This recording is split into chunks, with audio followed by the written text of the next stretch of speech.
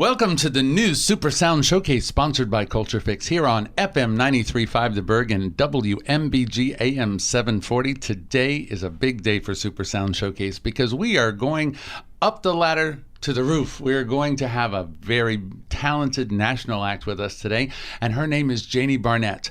I found Janie not long ago at the Birchmere in Alexandria, opening for the Bacon Brothers, and I felt so mad for her and for her music, and a conversation afterwards yielded a friendship that has brought her all the way from her gig last night in Vienna, Virginia, has brought her down here to Williamsburg to be in studio with us. Janie, welcome to FM 93. It's a true pleasure to be here. I'd love to be in the presence of real radio people, honest and true radio people that are doing the good work. And here we are, and that's part of our conversation that we had at the Birchmere was that you believe in radio and miss the days when that was all important to an artist's development. And here you are, and I applaud that commitment, because when I said, gosh, I wish you could come when you go on tour, and the closest she came was to the club in Vienna, and I thought, well, she's not going to come down here over 2 hours.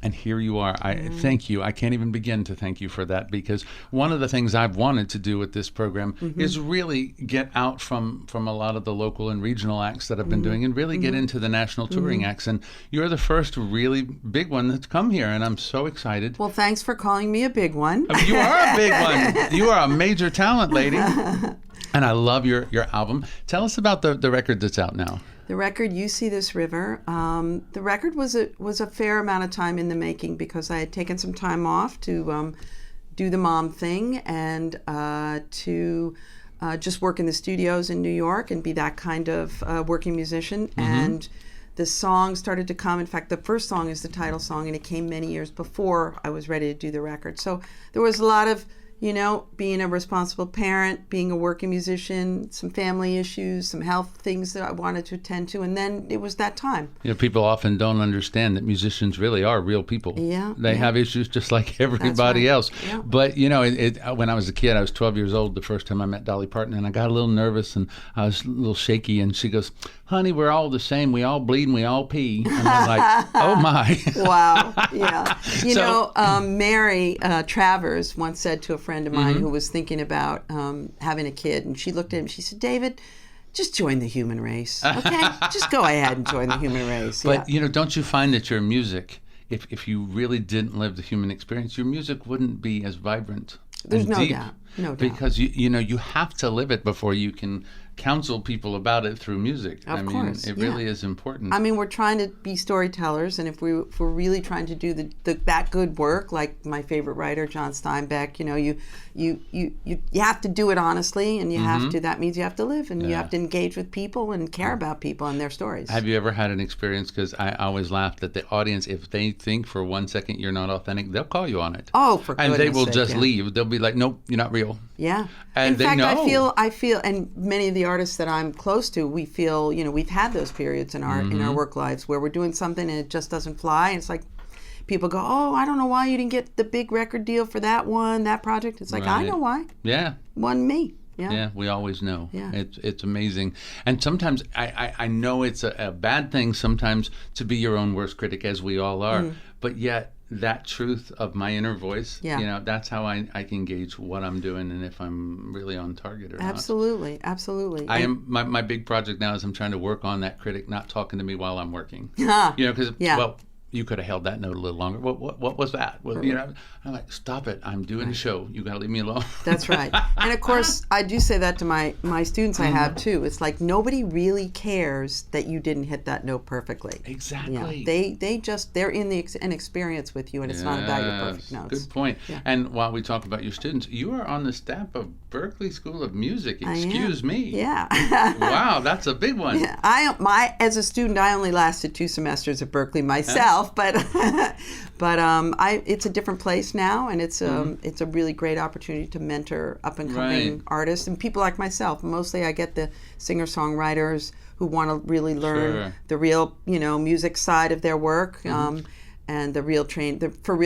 And did you finish the degree somewhere else, or are they just hiring you based on your professional standing? Well, I have a checkered college career. I started at an Ivy League, and I was like, I'm not sure these are my people. And then I went to Berklee, and I was like, are these my people? And then I moved to New York, and ultimately I did get a degree from NYU because I found some people there who got me as an artist and a thinker. Yeah. Wow. Yeah. Well, that's fantastic. Yeah. And, you know, there was a great appreciation the night that I saw you perform with the Bacon Brothers.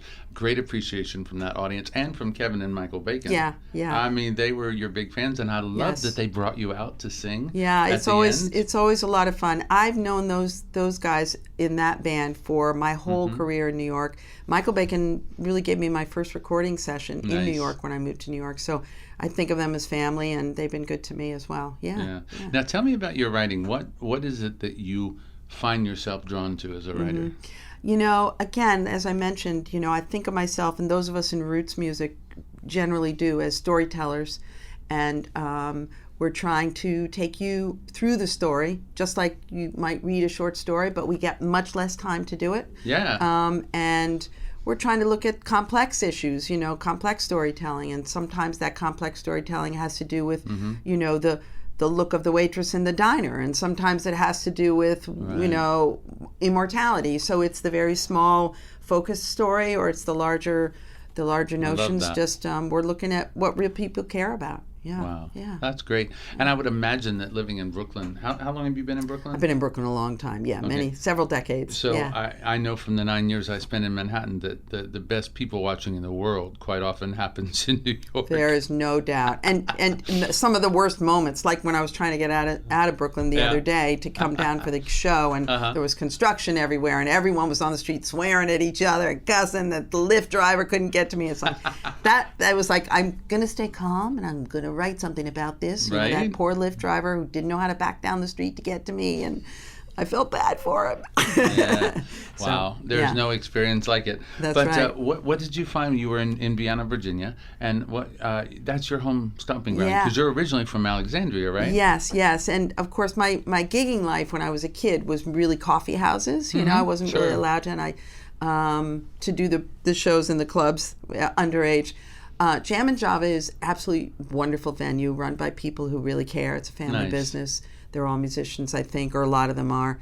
And it's a very homey feeling. You know, you're always looking, no matter what business you're in, you know, whether it's the arts or whatever, you're always looking for a compassionate work environment. Right. And that's what that place has, and that's what I've heard from all the other touring musicians. Well, they've been booking astounding talent. I'm very impressed with what they're doing. Is it a large club? It's about 200 people. It's about 200. I think we did not fill the club except for it because for a variety of reasons they decided it wasn't a night when they expected to get a full club, but we got a very full feeling.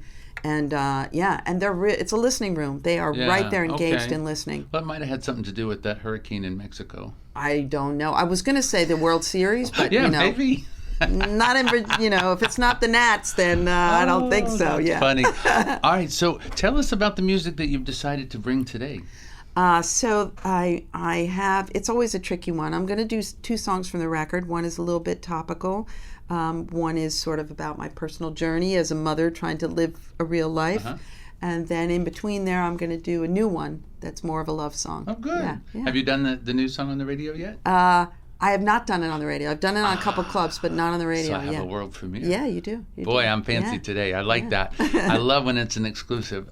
Do you have the one child or more children? Just one. Okay. And she's now, I started at a good time because I still have plenty of life left, so she's already 26. Wow. Yeah, she's awesome. I like to think we're like the Gilmore Girls. I don't know if your viewers will get that reference. She reminded me recently that, Mom, you're still the mom, and we're not besties completely. You're still the mom, and that was a good thing to remember. I have one friend that has a great relationship with his mother, but the day she friend requested him on Facebook, it's like, all right, now you've crossed the line. You are not coming on my Facebook. Right. You know, it's that moment when your child, when your child, no matter what age, says too much information. Stop talking. What in either direction. Yeah. All right. Well, we are talking with Janie Barnett. If you are just joining us, this is Super Sound Showcase, sponsored by Culture Fix on FM 93.5 The Burg and WMBG AM 740. We're going to go just for a short commercial message, and we will be right back with the music of this talented songbird, and you are going to fall in love with her and want her CD. I promise. Okay, we are back, and this is the new Super Sound Showcase sponsored by Culture Fix. This is FM 93.5 The Burg, WMBG AM 740, and I'm your host, Robert Hodge, and my guest today is Janie Barnett, and I'm a huge fan of yours, Janie. Do you know this? Are you starting to get the message? I'm starting to get the idea, and you know how I feel about radio, so I'm delighted. Well, indeed, we had a conversation about bringing radio back and having a big revival, so I'm delighted that you and I are going to work together on that project, and I cannot wait to hear the music you've brought, because the greatest honor that I have is that all the artists that I love now are coming into this studio and just doing stuff for me, and I feel so lucky. And we do too, you know that. Well, thank you, darling. We do too. What is the first song? I'm going to do a song from the record called Face the Voodoo. Okay. I wrote it after during the summer of the conventions. Yeah, the convention season, and how no matter what your persuasion was, by the end of all that whole season, you felt maybe like you just wanted to go to bed and not come out again. Oh, so this is about said. let's not retreat. Let's stay engaged, and let's keep talking. Because that that wore me out. Yeah. All right, let's have it. Yeah.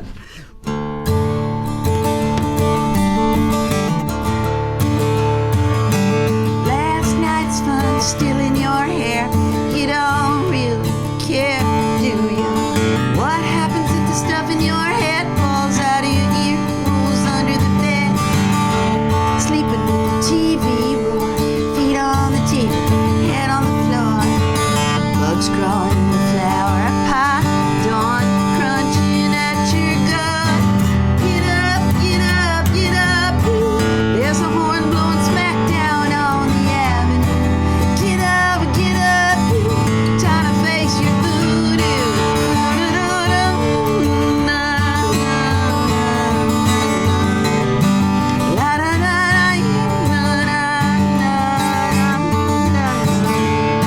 So you didn't get your way over under, you pick any day. Think you get cheated, just scared beat. Got yourself beat, eat a little pie. Coffee, coffee, stop being a baby. Stop being a baby. Stop being a baby. Get up, get up, get up, you. There's a horn blowing smack down on the avenue. Get up, you. Time to face your voodoo.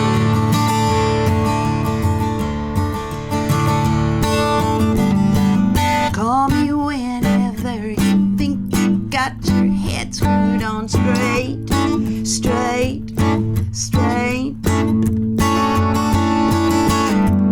I will always love you, but you cannot call me until that date. Get up, get up, get up, you. Get up, get up, get up, you. Get up, get up, get up, you. Get up, get up, get out there. Get up, get up,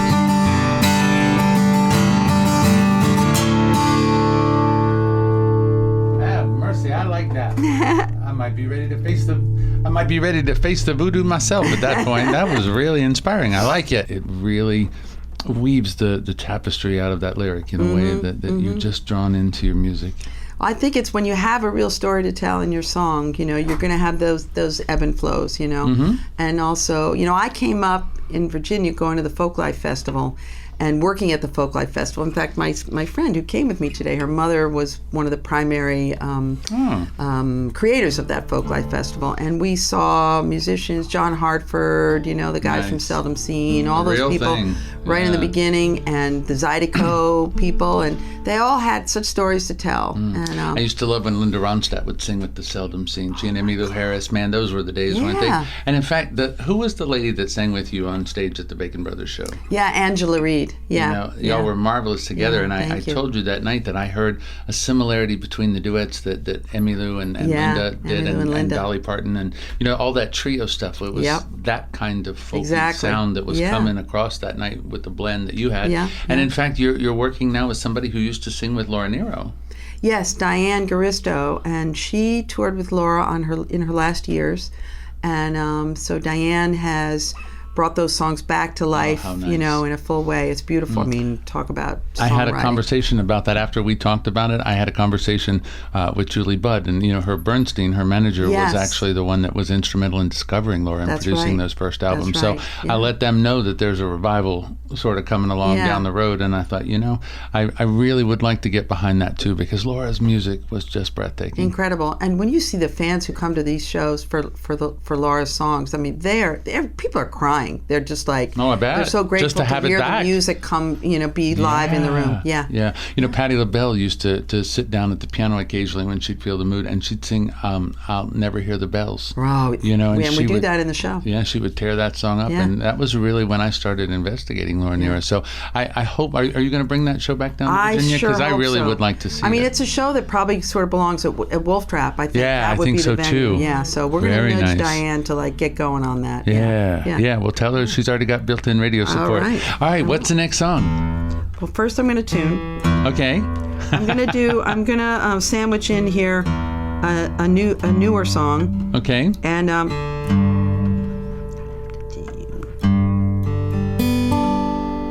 Here's the part you don't usually get to hear right, and unless if you you're... hear that snap, and then you'll hear Janie go I swear hope a not. little bit, but Yeah. no, I'm not gonna break a string. The beauty of live radio. Oh my. So I wrote this about going on a road trip. And it was a very personal story to me. It's called The Jetty, and about taking someone you love to a place you love and sharing that with them. Nice. And That is I thought it beautiful. was like, this maybe is this. I think I've written one of the more perfect songs I've ever written, but maybe it's just for me. And then I played it for people, and they were like, I'm crying because I feel, I get that. I feel that story. I think we all have had an experience where somebody does take us to a significant personal place, and there is no greater compliment than for you to share that with me. Right, So right. I'm at all ears. Let's hear it. Okay. Janie Barnett. This is called The Jetty.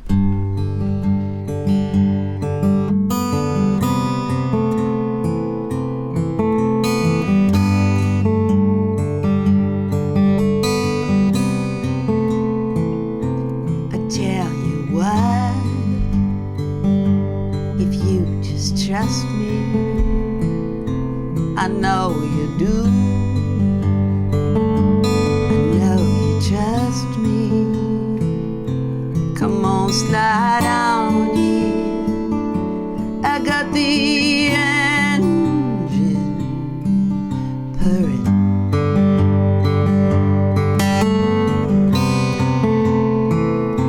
We'll ease on out onto the Bruckner. Try not to worry that the truck's out on the Bruckner. I never say this, but honey, we can't miss this sure thing. I've never known anything truer than the minute I first knew your smile.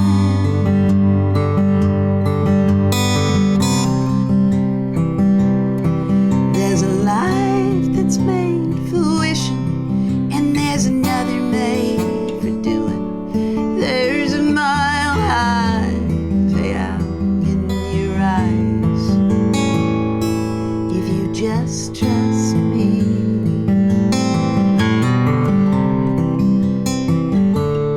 You can trust me.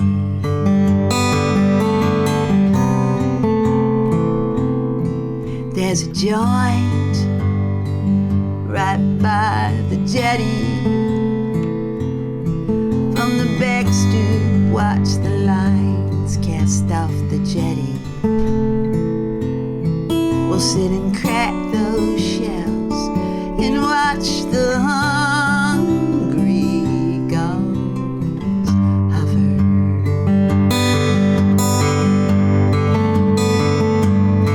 'Cause this is simple. Finally, for the first time in my life, I get it.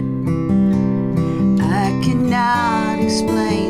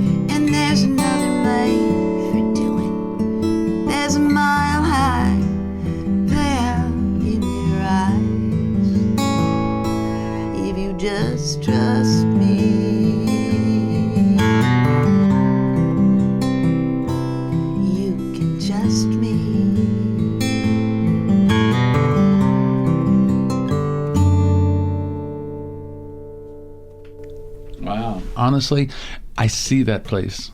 You know, and I love the imagery and the cracked shells and hungry gulls. And, Don't you just want a good lobster right now? Yes. Was that place in Maine? Where was that? Well, I do have roots in Maine because my daughter lives there, but it was on the Cape. Oh, that Cape, just sounds marvelous. Yeah. And, you know, you can never have too much seafood in your life. I agree. So, that would always be my special place, too, I think.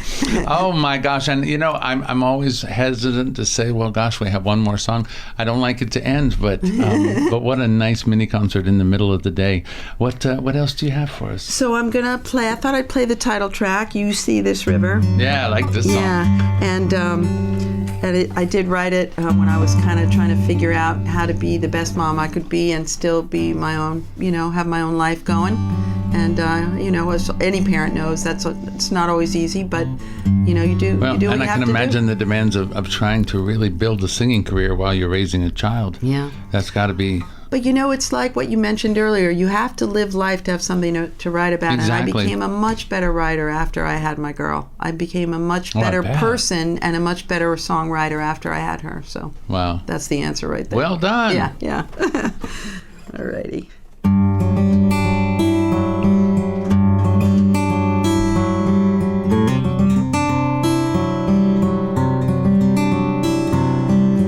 This is the river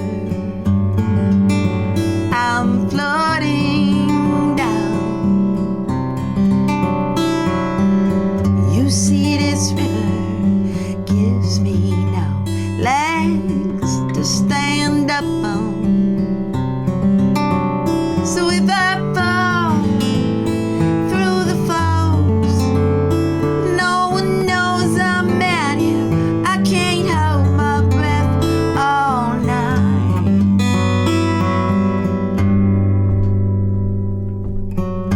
This is the river I'm working for.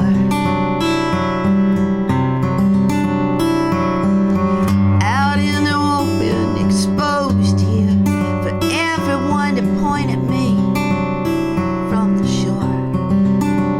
Swimming best as I can. I get so tired, I crave my legs so I can stand. Like the old days on dry land.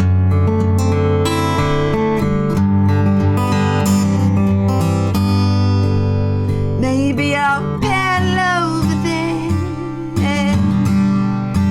Maybe I'll crawl up on the shore. Oh, do I dare? Maybe I'll call after all for help from home.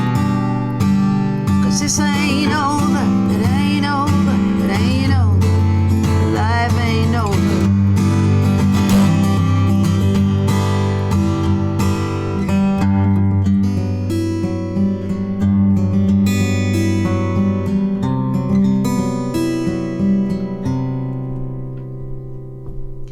This is the river of no return. Either we get there or we'll float forever. Then they'll say our lessons learned. But what's the lesson? You live in madness. Is it true what they say? That life is just some test. I tell you what, we're gonna float another day. Maybe I'll paddle over there. Maybe I'll crawl up on the shore. Oh, do I dare? Maybe I'll call after all for help from home. 'Cause this ain't over, it ain't over, it ain't over, it ain't over.